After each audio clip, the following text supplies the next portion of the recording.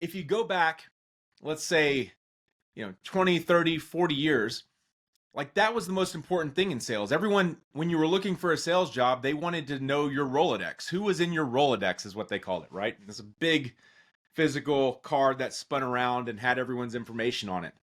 And that was your network. Somewhere along the way, especially with the rise of SaaS, it became less about building that network because we're just going to segment your role. And so you don't have to know everything. We're going to bring you that next customer. And then the relationships are being built on the back end. So you started to see it kind of a dying of that network. And I think it is coming back because people, especially the turmoil of the last few years has made people realize the importance of their network, that it's not, you're not going to be taken care of by a company like you were 30 years ago, right?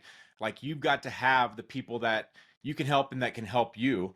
And that's about building the network. It's about adding value to that. So when you look at the change and, with the functions, we segmented them out and that worked for a while. And now we're starting to bring them all back together and have full cycle AEs.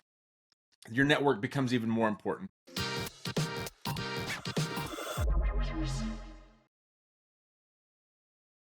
It's someone that finds the lead, that books the meeting, that runs the discovery call, that coordinates the resources that they need to guide that prospect to a decision, right? Running the demonstration, running the negotiations, doing everything that's required within that sales process to either manage it, to handle it yourself, or coordinate the resources needed to push that over the line.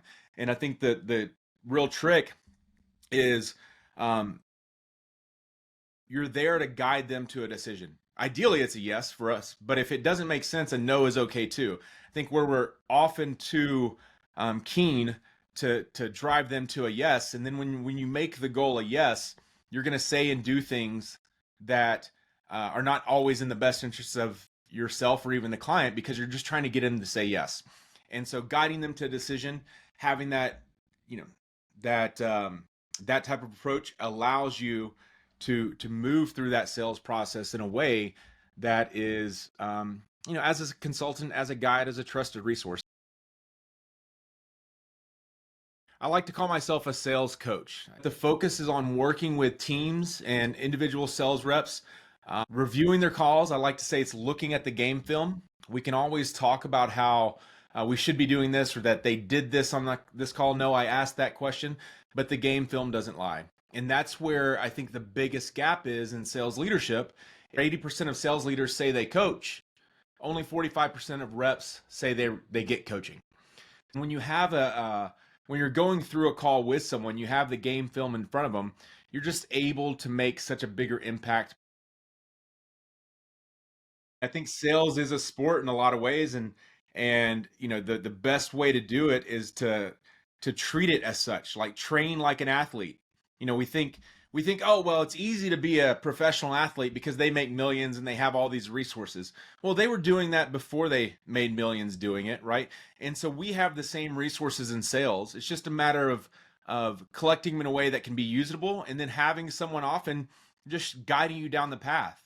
I think I lucked out early in my career having that mentor that really built a culture of coaching and results in our first program. But he had a plan, he had a vision, he knew what to coach to.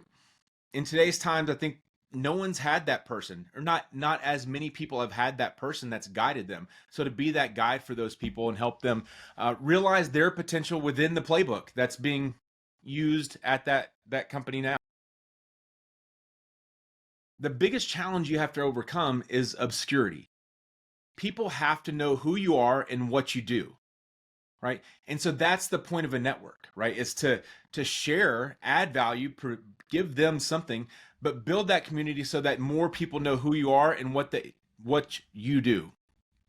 With that being said, over the last couple of years working with different sales leaders that have kind of talked about the importance of this, that's been a real big push of mine is building that network. I think the obvious place, right? We can build it up on LinkedIn, but also joining other communities that are really there to foster your growth. And it's not about, so often networking was about like a transactional exercise.